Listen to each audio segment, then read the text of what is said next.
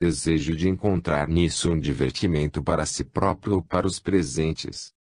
Não se admitem as adivinhações ou as improvisações. E, para encerrar as citações do Sayonara, vejamos mais esta.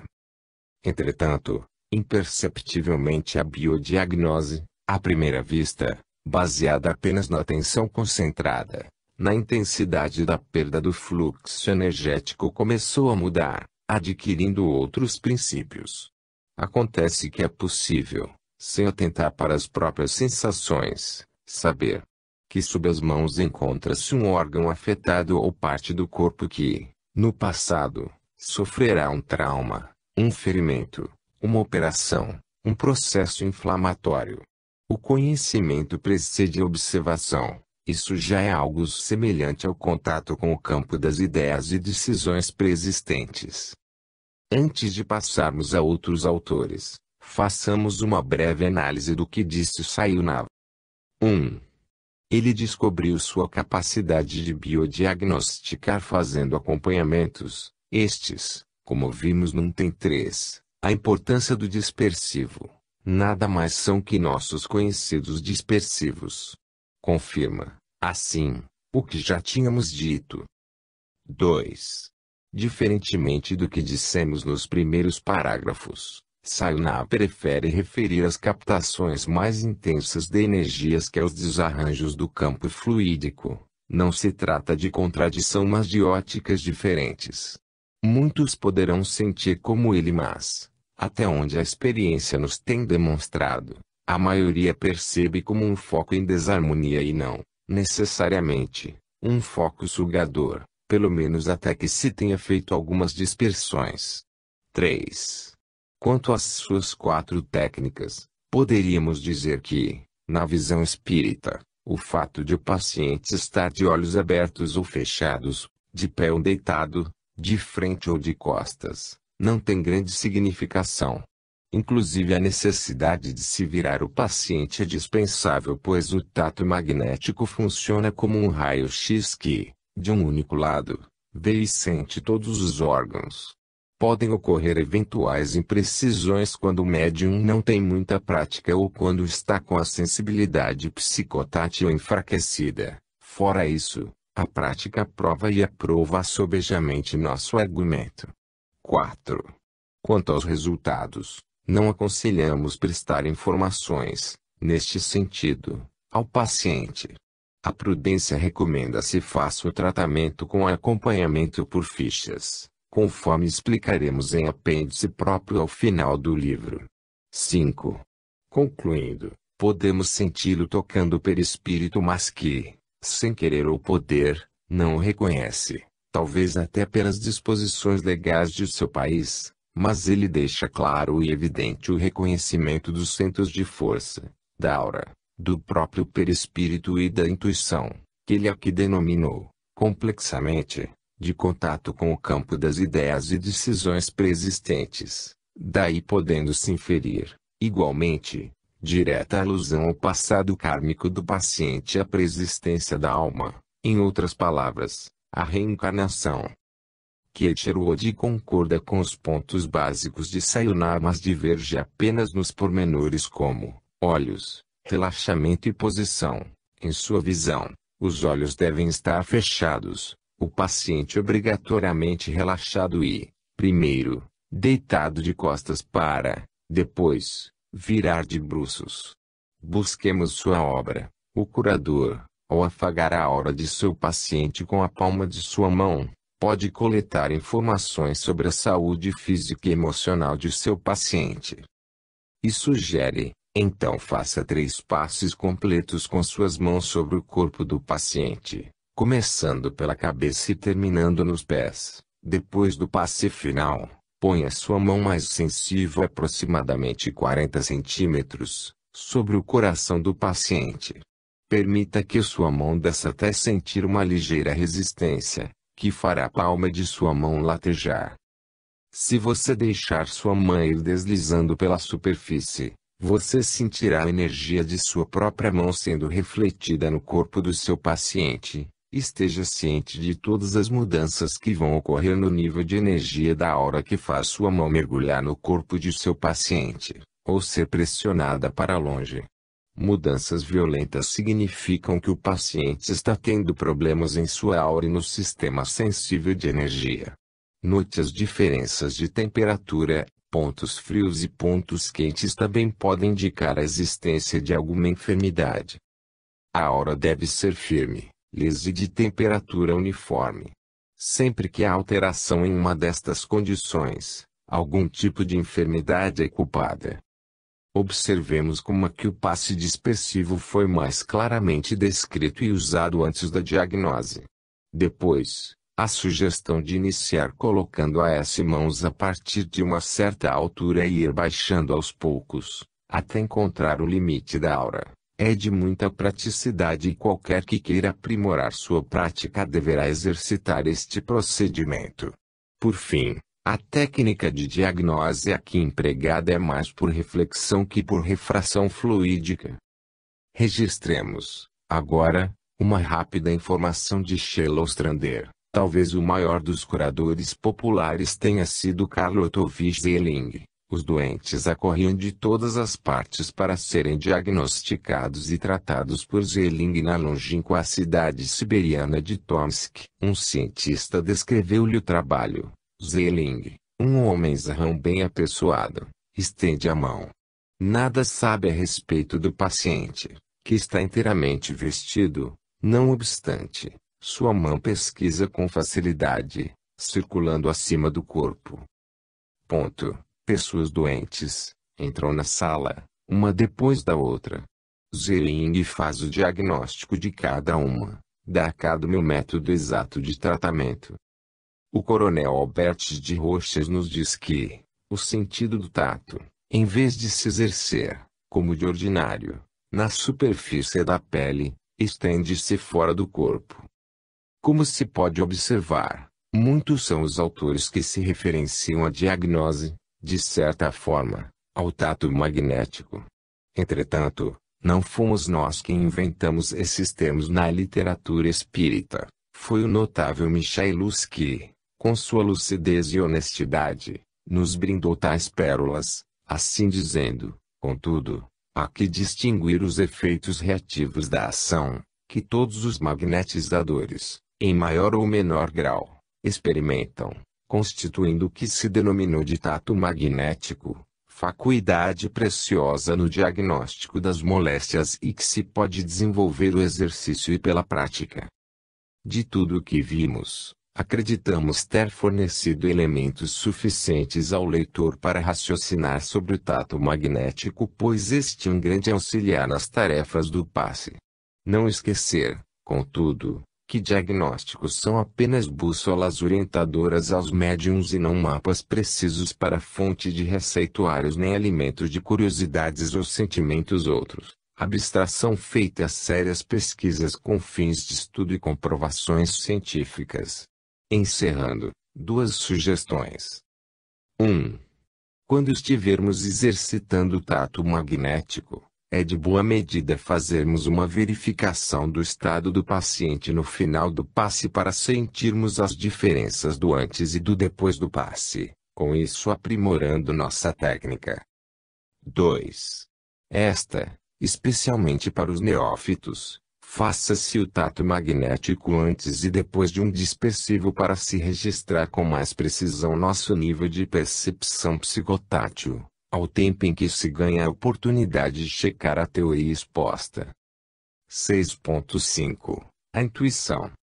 Embora o Senhor vos dê pão de angústia e água de aflição, contudo não se esconderão mais os teus mestres, os teus olhos verão os teus mestres.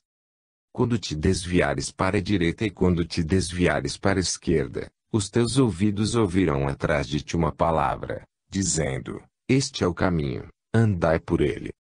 Observemos o primeiro versículo. Apesar de tudo o que possa nos acontecer, ou esteja acontecendo, nossos mestres, ou seja, nossos caminhos, não se esconderão, isto é, contaremos com uma certa evidência, nossos olhos verão nossos mestres. Mas, ainda assim, No segundo versículo, podemos nos desviar, mesmo vendo nossos caminhos, como, então, corrigirmos nossos rumos. Por meio da voz, da intuição. Que quer isso dizer, afinal? Até mesmo a vidência, basta às vezes decantada e exagerada impensadamente, nos trai. Isso porque esta faculdade mediúnica das mais fugidias, e sobra-nos, então a intuição que é, quando pura, a mais sublime das disposições mediúnicas.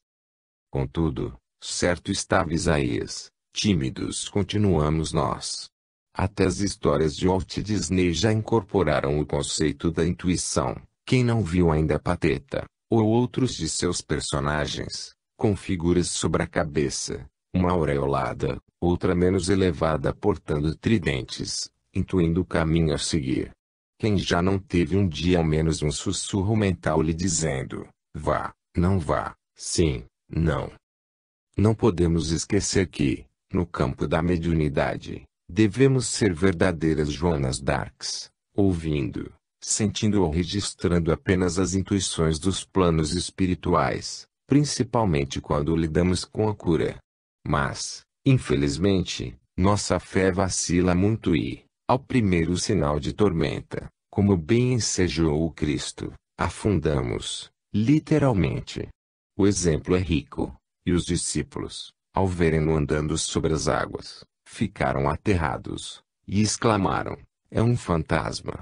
E, tomados de medo, gritaram. Mas Jesus imediatamente lhes falou, tende bom ânimo. Sou eu. Não temais. Respondendo-lhe Pedro, disse, se és tu, Senhor, manda-me ir ter contigo, por sobre as águas. E ele disse, vem. E Pedro, descendo do barco, andou por sobre as águas e foi ter com Jesus. Reparando, porém, na força do vento, teve medo, e, começando a submergir, gritou, salva-me, Senhor. E, prontamente, Jesus, estendendo a mão, tomou e lhe disse, homem de pequena fé, por que duvidaste? Subindo ambos para o barco, cessou o vento. Parece ressoar até hoje em nossos ouvidos a expressão, homem de pequena fé. Fato é que ouvimos a intuição, vemos o vulto andando sobre as águas, podemos crivá-la sob nosso bom senso, perguntamos o que é e de onde vem, e seguimos fazendo testes. Se és quem dizes, faze o mesmo conosco. Depois de tudo testado e aprovado, conseguimos andar sobre as águas. Ao primeiro sinal de estranheza, o vento faz ondas, optamos por não aceitar o resultado, duvidamos do poder daquele, e afundamos na dúvida, começamos a submergir. Mas o Mestre sempre nos ajuda, ele nos estende a mão, e nos mostra que os temores e receios, a essas alturas, são indevidos. Cessou o vento. Por todo esse raciocínio podemos perceber que a intuição, como muitas vezes pode parecer, também não é uma coisa mágica, milagrosa. Ela requer muito de nós mesmos. Roque Jacinto sintetiza muito bem quando diz que a intuição, oriunda de reflexão e estudos, de humildade e renúncia, é a grande mestra do passista.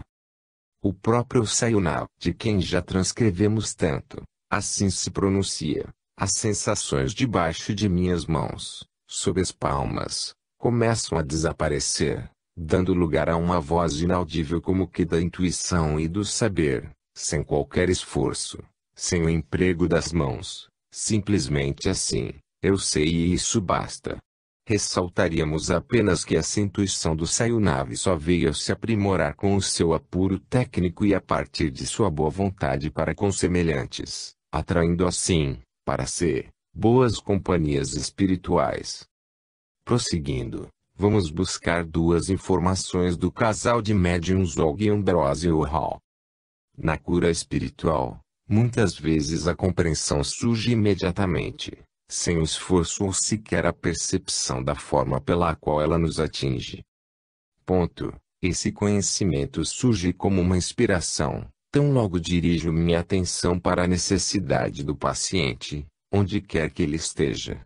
Isto realmente é que se chama de conhecimento sem experiência, e aproxima-se do nível da percepção pura e instintiva. Numa outra informação desse casal, veremos uma união da intuição com a diagnose. A intuição é uma espada de dois gumes. Mal compreendida, mal interpretada e mal empregada pode prejudicar. O terapeuta não deve substituir o médico fazendo um diagnóstico, mas sim limitar-se a declarar: o seu mal está na coxa. O médico, porém, é quem deve confirmar isto e prescrever o tratamento. A intuição é o holofote que ilumina um caminho.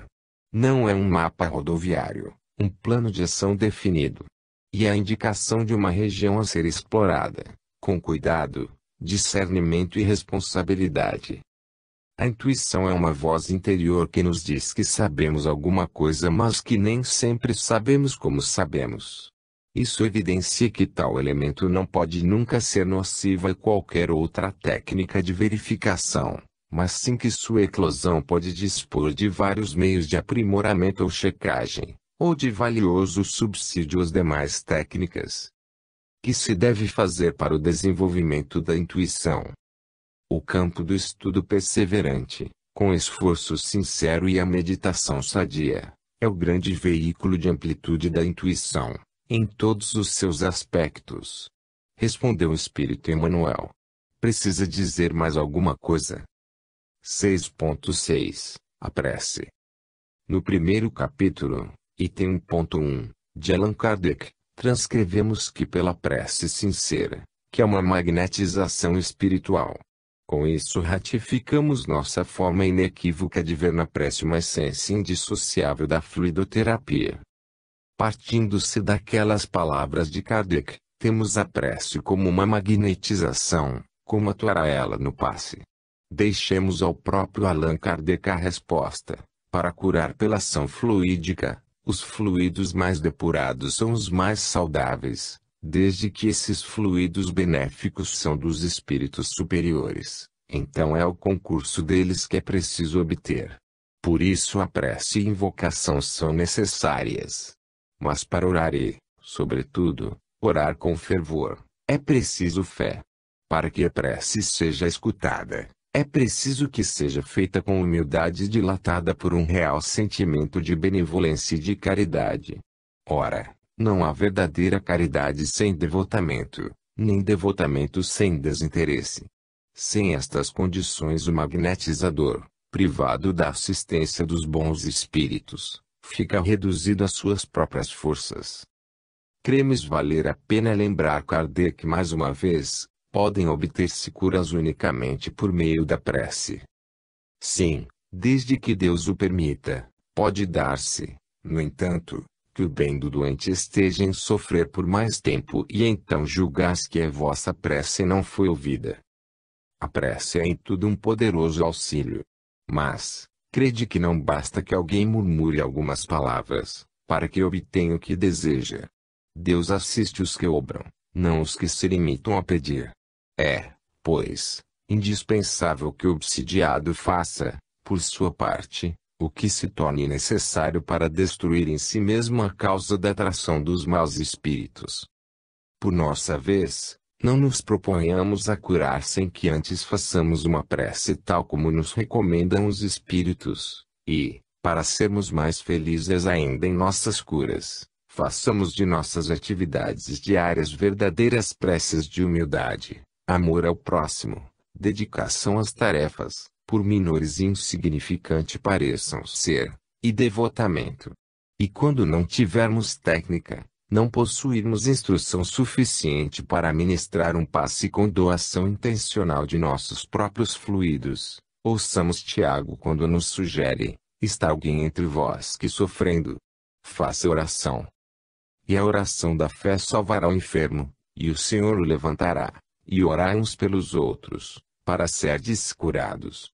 Muito pode, por sua eficácia, a súplica do justo. Sejamos, portanto, justos para, com justiça e amor, muito podermos e muito fazermos. 7. Dois tipos bem conhecidos. 7.1 O choque anímico.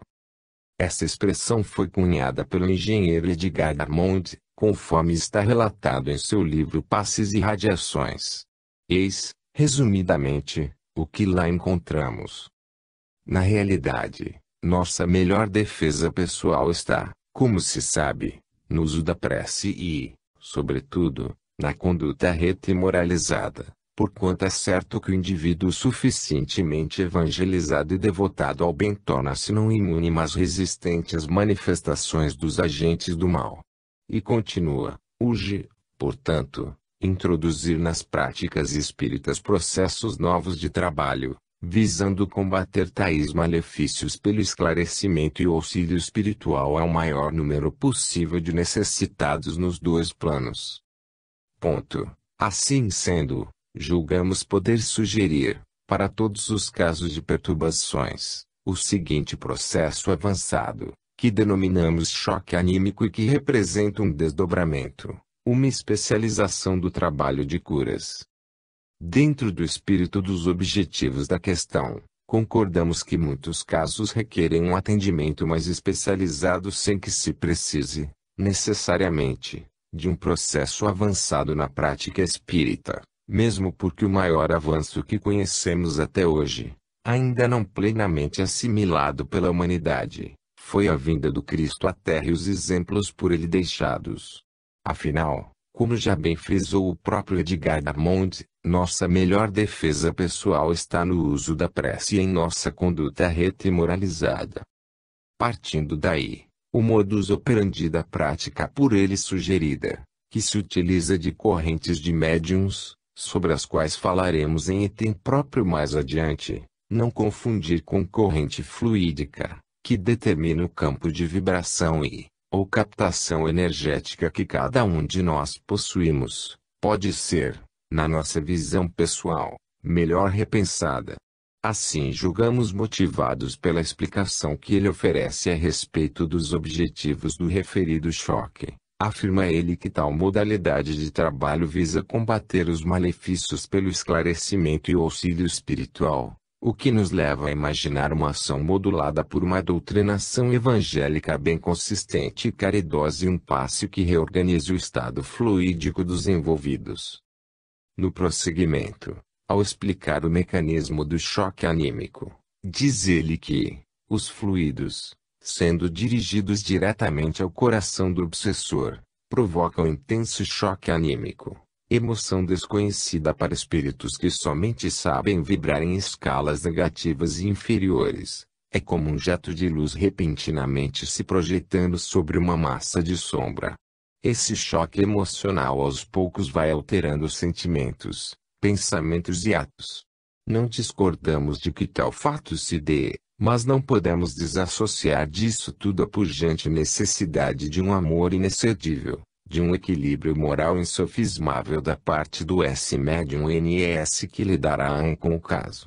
Isto, inclusive, podemos afirmar a partir da nota de rodapé feita pelo próprio Armond, no livro Nos Domínios da Mediunidade. André Luiz mostra, nos casos de doutrinação, que não eram as palavras do doutrinador encarnado que exerciam mais benéfica influência sobre os sofredores, mas sim o sentimento irradiante com que eram estruturadas, ou seja, como nós, ele reconhece que não são as palavras, e inferimos que tampouco são apenas os fluidos, mas, sobremodo, o sentimento irradiante que manipula os fluidos, sensibilizando o obsessor.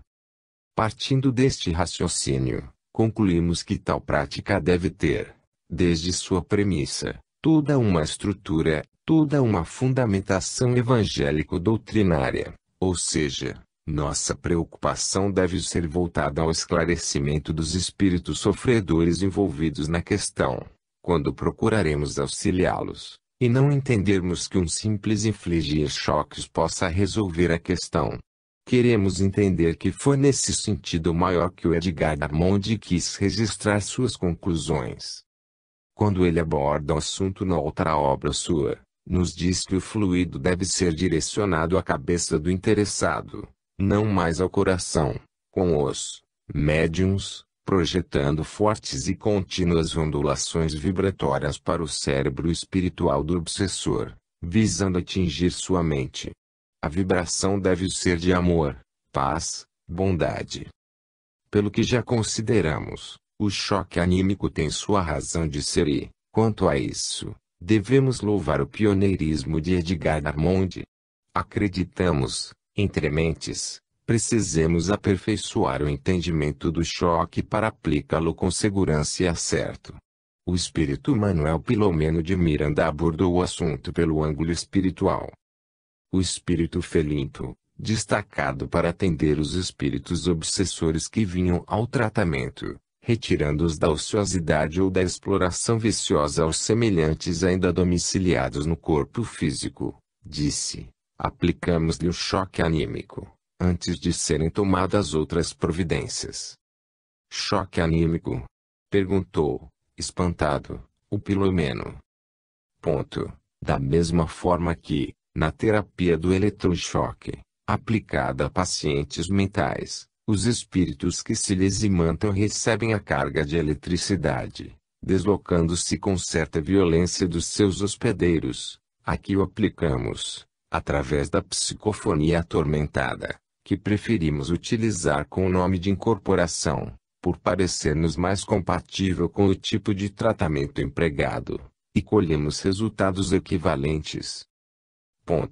Do mesmo modo que o médium, pelo perispírito, absorve as energias comunicantes espirituais que, no caso de estarem em sofrimento, perturbação ou desespero, de imediato experimentam melhora no estado geral, por diminuir-lhes a carga vibratória prejudicial, a recíproca é verdadeira, trazido o espírito rebelde ou malfazejo ao fenômeno da incorporação. O perispírito do médium transmite-lhe alta carga fluídica animal, chamemo-la assim, que bem comandada aturde-o, falo quebrar algemas e mudar a maneira de pensar.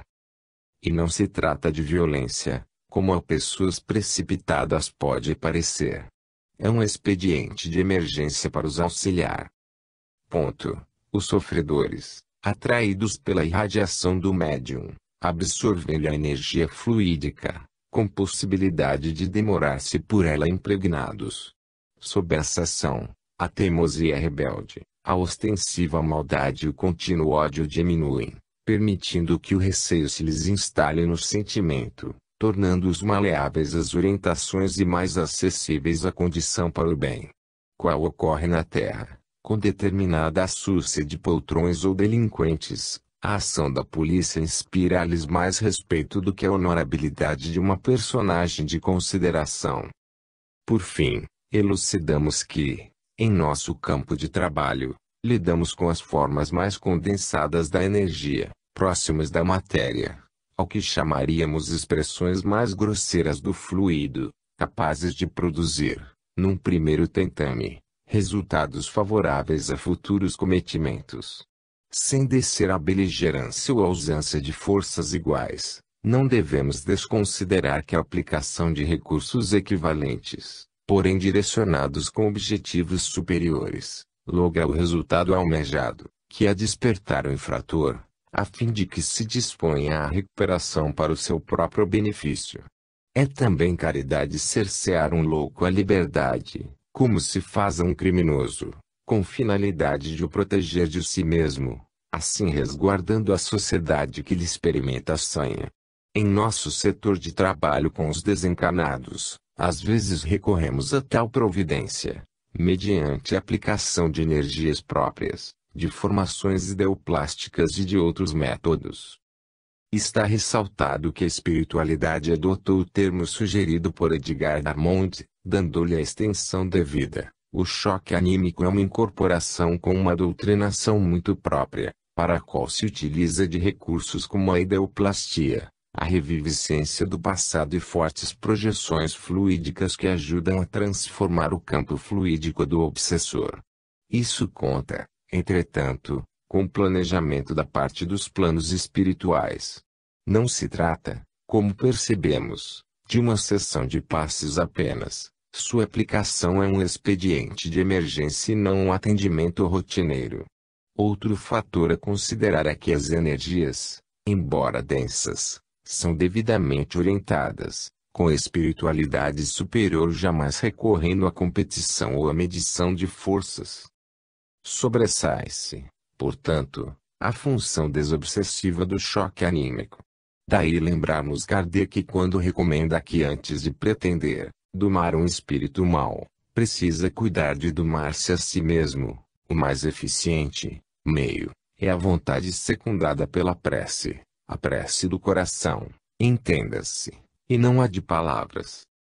Por vezes acontece que a subjugação avulta até ao ponto de paralisar a vontade do obsidiado, do qual nenhum concurso sério se pode esperar.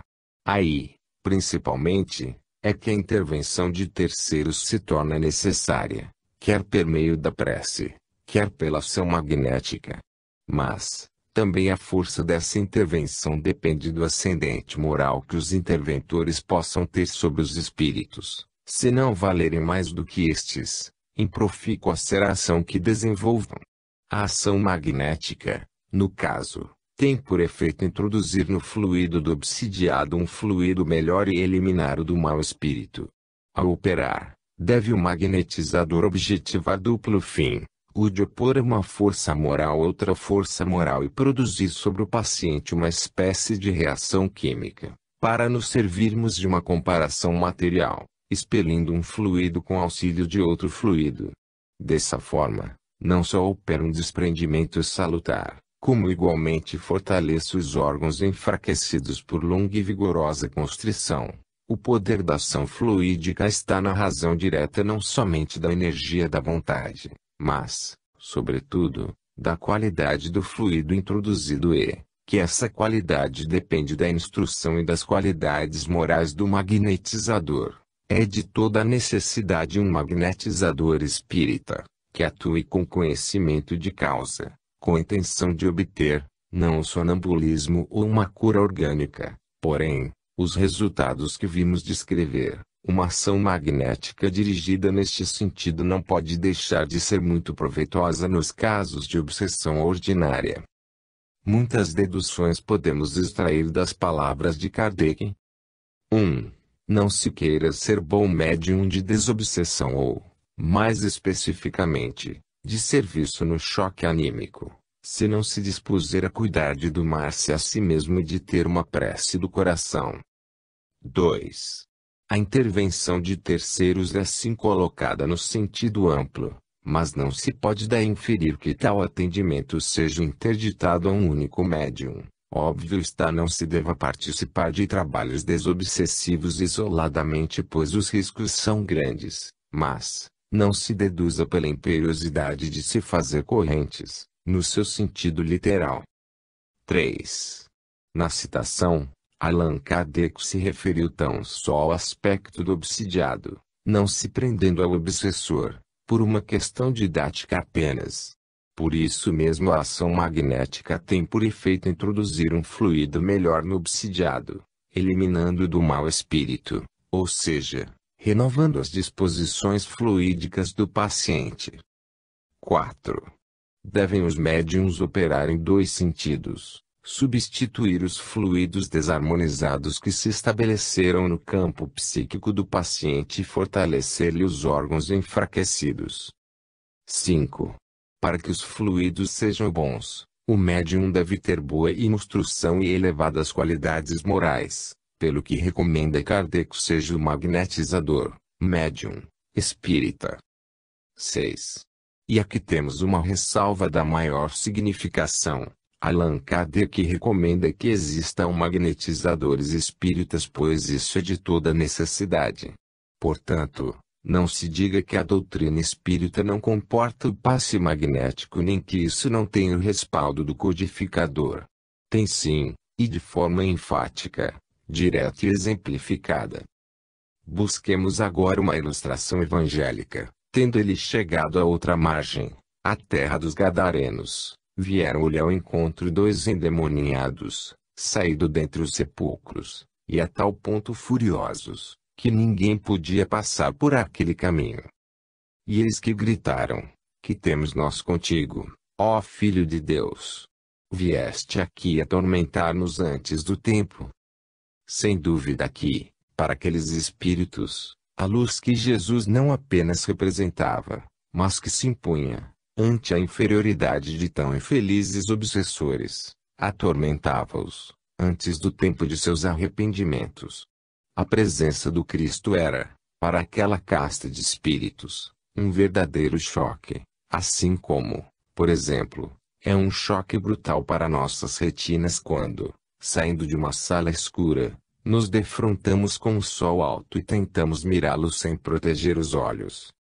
Para ratificar que nisso tudo não há violência, não há guerras, apenas uma luminosa presença moral ante a negritude da ignorância e que o choque mímico é, a bem dizer, uma particularidade das reuniões de desobsessão. Recorremos a duas obras de Manuel Filomeno de Miranda, espírito este que tem, por sua literatura, voltado vistas de maneira especializada aos problemas da obsessão.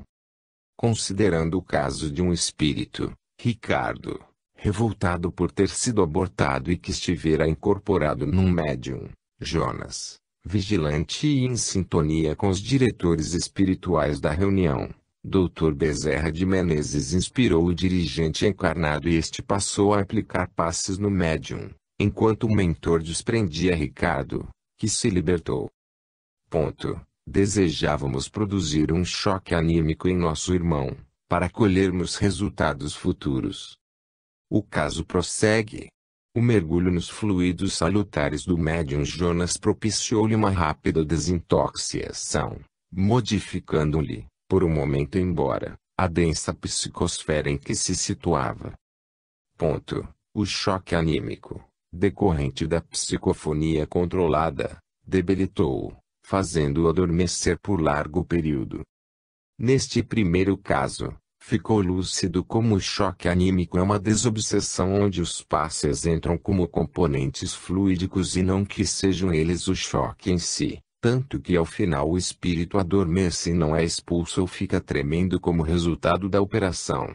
No caso que veremos a seguir, observaremos como e por que o espírito sente o choque, mas, ainda aí, não será presenciada a reforma do espírito só pelo contato com os fluidos nem que os passes, sozinhos sejam suficientes para o atendimento completo. A benfeitora, sem delongas, exorou a proteção de Deus para o empreendimento socorrista, depois do que o nosso abençoado técnico em passes aplicou recursos magnéticos especiais, desenovelando dos fluidos mais densos o espírito perverso, que não se dava conta, conscientemente da ocorrência, embora experimentasse os choques da corrente de energia com que o especialista o desligava da situação constritora que impunhava ao Técio, paciente.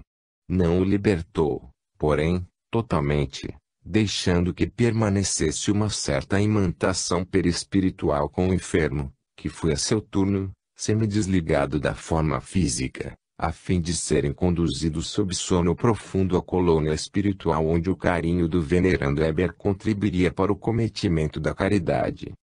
Esta é a maneira como nós entendemos e concordamos com o choque anímico, um verdadeiro atendimento desobsessivo. 7.2 O passe Pasteur.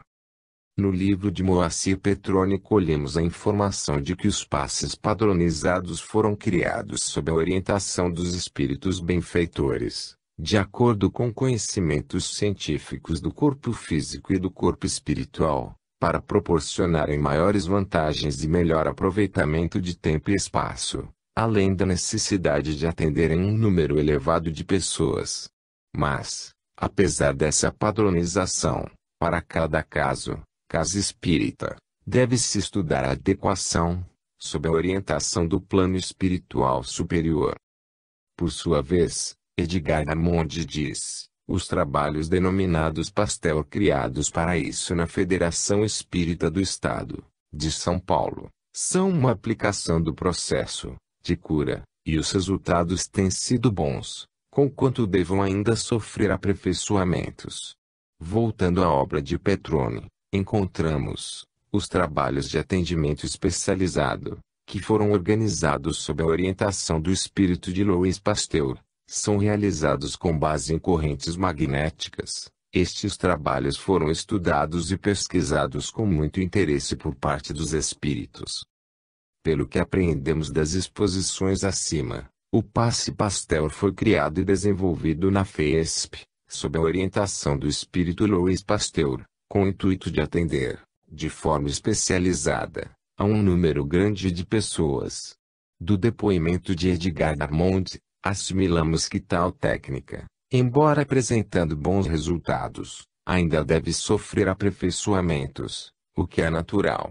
Afinal, trata-se de uma técnica com estilo muito próprio e que, por isso mesmo, não atende à universalidade das técnicas.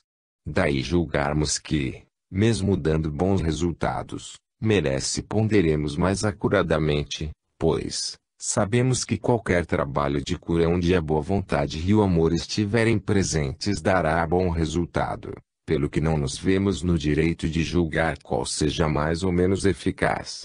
Contudo, uma coisa ressalta, não será pelo fato da padronização, da ritualização ou das correntes que o resultado será ou não positivo. Sua positividade, na maioria das vezes, dar-se-á pelos excessos da misericórdia divina para conosco.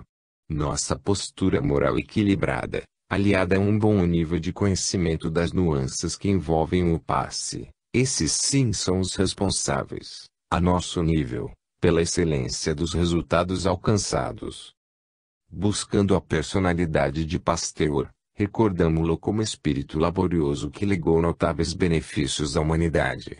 É dele, quando encarnado, a seguinte reflexão: as ideias preconcebidas, submetidas ao severo controle da experimentação, são a chama vivificante das ciências de observação. As ideias fixas são seu perigo. Lembrai-vos da bela frase de Bossuet: o maior desregramento do espírito é crer nas coisas porque se quer que elas existam. É pensando igualmente assim que não queremos nos submeter, nem fazê-lo aos outros, às ideias fixas. Eis aí, porque nos permitimos discorrer sobre esta técnica, embora contando com seus méritos, carece, na prática, comparemos seus efeitos aos obtidos por técnicas mais simples e universais. Imaginando mesmo que nosso posicionamento possa melindrar alguns confrades, fazemos ver que estamos atendendo à necessidade de aperfeiçoamento preconizada pelo próprio Edgar Darmond. Falamos daquilo que racionalizamos e ponderamos com fundamentos sólidos e honestidade de princípios, buscando corrigir equívocos, pois, afinal, não é justo tenhamos visões diferentes dos assuntos e não as exponhamos ao julgamento dos interessados. Quando estudarmos, no próximo item, as correntes, exporemos nossa forma de raciocinar acerca dessa outra situação que envolve o passe Pasteur. Finalizamos dizendo que, por tudo que expomos acima, não desceremos a detalhar a referida técnica e suas variantes. Contudo, aquele que queira conhecê-la, busque as obras do engenheiro Edgar Darmond de Moacir Petrone, entre outras, pois lá encontrará todo o detalhamento, podendo o leitor, a partir daí, fazer seu estudo, sua comparação e seu julgamento. 8. As correntes. As correntes que aqui trataremos não são, como já dissemos antes, as que mencionamos quando definíamos os campos energéticos dos pacientes e médiuns no item 2.1.2.1, primeira regra geral deste capítulo, mas sim uma prática com a qual, em tese, não concordamos. Comecemos por Kardec? Perguntou ele. Será conveniente a precaução de se formar cadeia, dando-se todos as mãos, alguns minutos antes de começar a reunião? Ao que obteve a seguinte resposta dos espíritos: a cadeia é um meio material, que não estabelece entre vós a união, se esta não existe nos pensamentos. Mais conveniente do que isso é unirem-se todos por um pensamento comum, chamando cada um, de seu lado, os bons espíritos. Não imaginais o que se pode obter numa reunião séria, de onde se haja banido todo sentimento de orgulho e de personalismo e onde reine perfeito de mútua cordialidade. Se limitássemos toda a nossa argumentação baseando-nos apenas na citação acima, acreditamos já seria suficiente. Mas, não ficaremos só aí. Analisemos, inicialmente, aquelas palavras de Kardec. 1.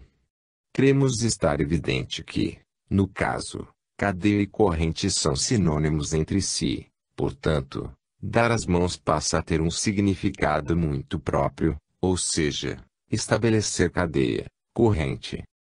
2. Por ser um meio material, a corrente não tem a condição intrínseca de, por seu intermédio, vencer uma situação sobremaneira moral. Sua ação, portanto, é apenas material e, se quisermos exceder seu alcance, chegaremos à evidência de que ela se dá nos limites dos reflexos condicionados não efetivamente direcionados. 3. A verdadeira cadeia se dá pelo pensamento, sem qualquer sentimento de orgulho ou personalismo, onde reine com perfeição a mútua cordialidade. Isto quer dizer que nos grupos mediúnicos não vale alimentar sentimentos negativos, de qualquer ordem, pois eles rompem a verdadeira corrente que é a mental, a psíquica, a moral.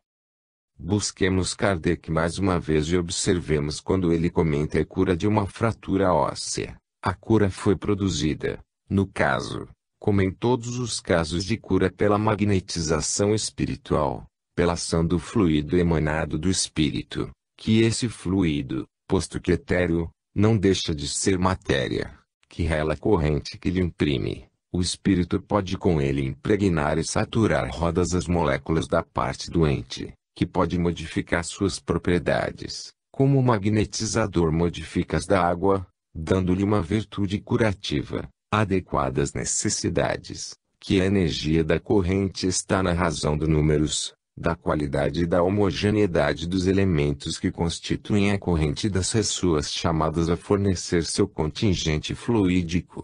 Essa corrente provavelmente ativa a secreção que deve produzir a soldadura dos ossos. Notemos agora que em nenhum momento Kardec se refere a dar as mãos, mesmo porque a ação foi de magnetismo espiritual e não animal. Depois, ele foi explícito quando grifou qualidade e homogeneidade, deixando de grifar número na mesma frase, com isso representando que não é o número de participantes, nem a maneira como são eles dispostos, que importa na corrente, mas outros valores. Depois, na primeira vez que ele emprega o termo corrente, fácil perceber que é no sentido de campo fluídico que ele se refere e não do que estamos tratando neste item. Continuemos com Kardec.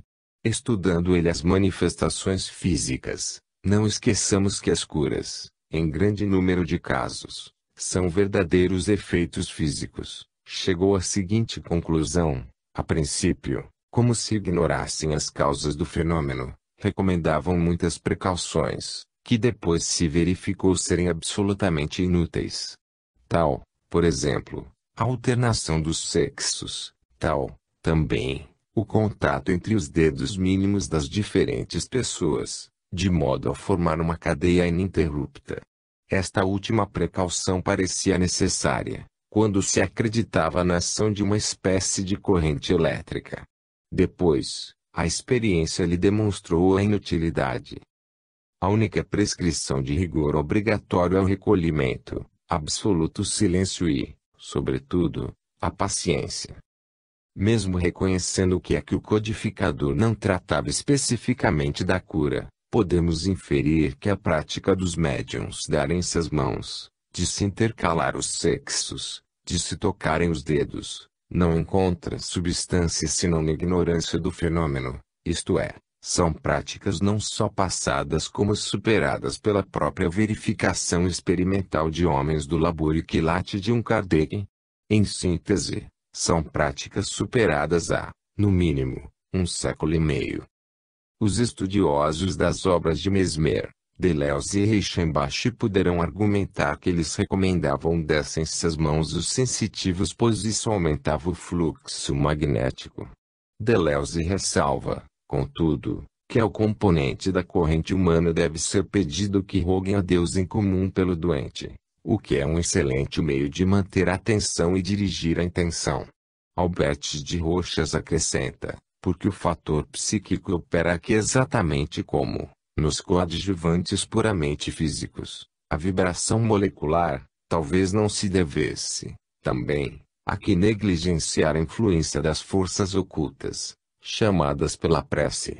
Agora, se tivermos em conta que nenhum deles eram espíritas e que o próprio Kardec foi discípulo do magnetismo, portanto, conhecia a matéria a fundo, podemos concluir com segurança pela ineficiência das correntes, pois o que ressalta destas últimas palavras do de Rochas é que a mente, ligada a Deus através da prece, é quem realmente compõe a verdadeira corrente.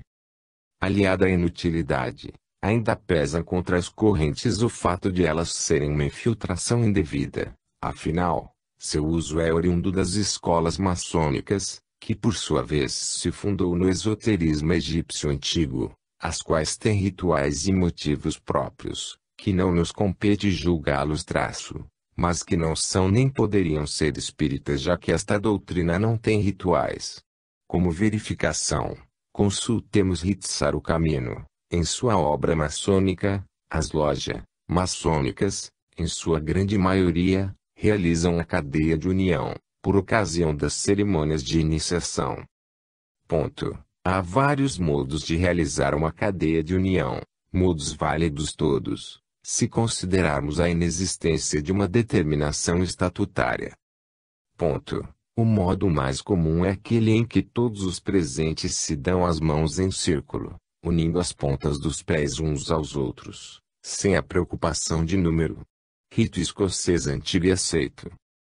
Porém a cadeia de união triangular deve obedecer a um rito determinado, que nos vem do Antigo Egito. Os egípcios faziam a sua cadeia com os pés descalços. Hoje, a evolução, a moda, a higiene e o conforto exigem que os pés estejam calçados. O tato, através do aperto das mãos, tem sido, sempre, desde os primórdios da civilização, quando o homem estendeu sua mão ao semelhante à manifestação do calor humano. Essas sensibilidades, obviamente, são de caráter positivo e criam novos aspectos psicológicos, transmitindo e permutando benesses a todos.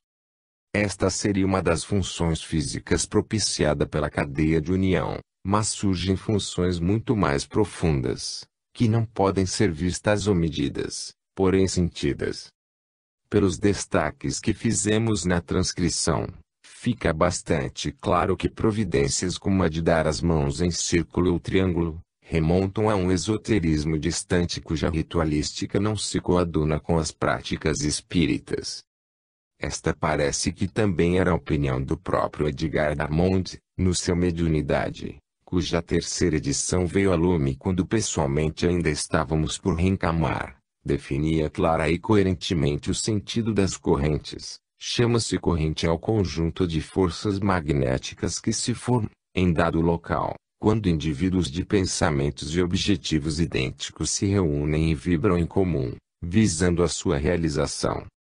Nessa corrente, além da conjugação de forças mentais, estabelece-se o contato entre as auras, casam-se os fluidos, harmonizam-se as vibrações individuais, ligam-se entre si os elementos psíquicos e forma-se uma estrutura espiritual da qual cada componente é um elo, mas elo vivo, vibrante, operante, integralizador do conjunto.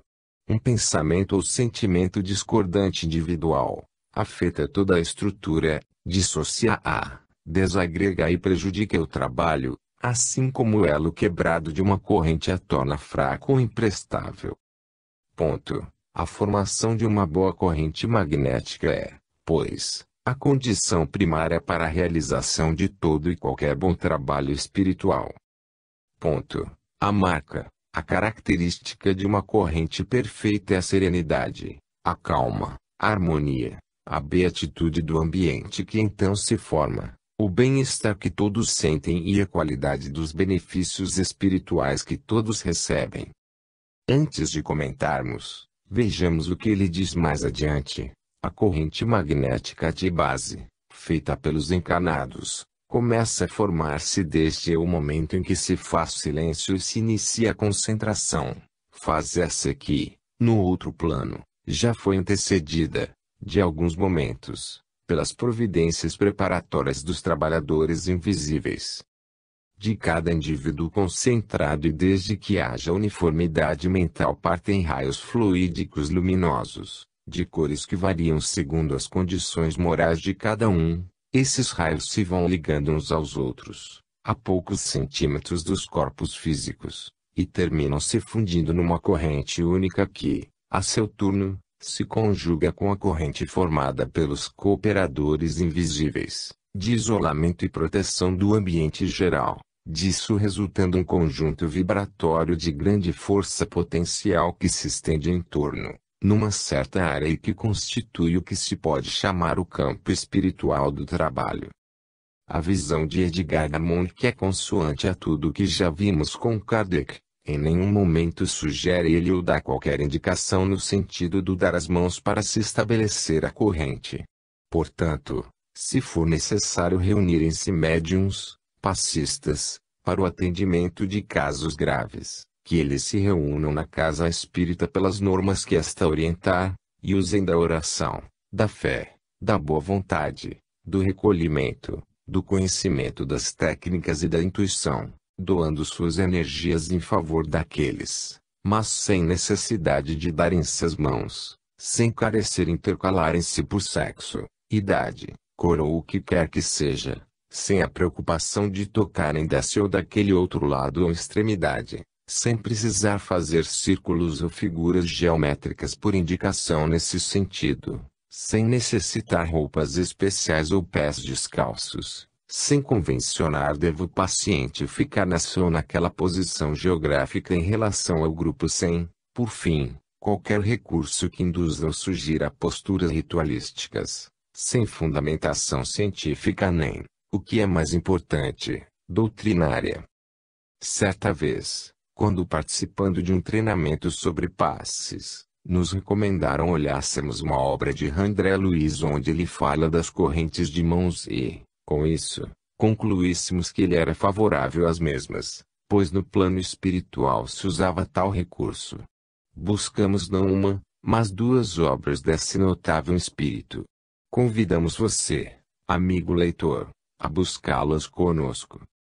Na primeira, que foi a recomendada, o autor espiritual descreve como são socorridos os espíritos que estão sofrendo no umbral, mas que já alcançaram o arrependimento e a sintonia requeridos ao trabalho de suas partidas daquela região.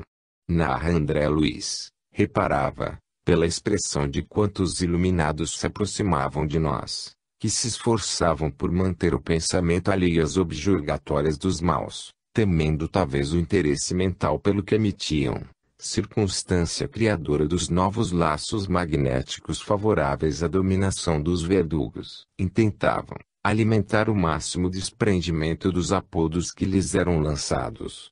Formavam agrupamentos de formosura singular. Sublimes quadros de paraíso, no inferno de atrozes padecimentos. Vinham, de mãos entrelaçadas, como a permutar energias, a fim de que se lhes aumentasse a força para a salvação, no minuto supremo da batalha que mantinham, talvez, desde muito antes. E esse processo de troca instintiva dos valores magnéticos infundia-lhes prodigiosa renovação de poder, porquanto levitavam, sobrepondo-se ao desvairado ajuntamento.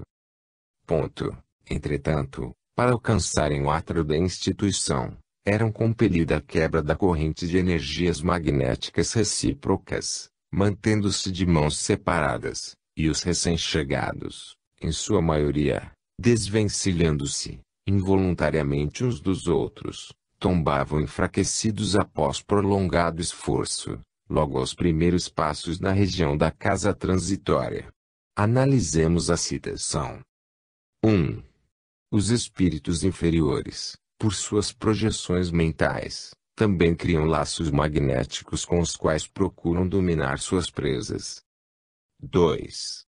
Os sentimentos dos que eram recolhidos à casa transitória, lugar de atividade socorrista no plano espiritual, Eram do maior desprendimento e de força de vontade por vencer a rudeza do momento.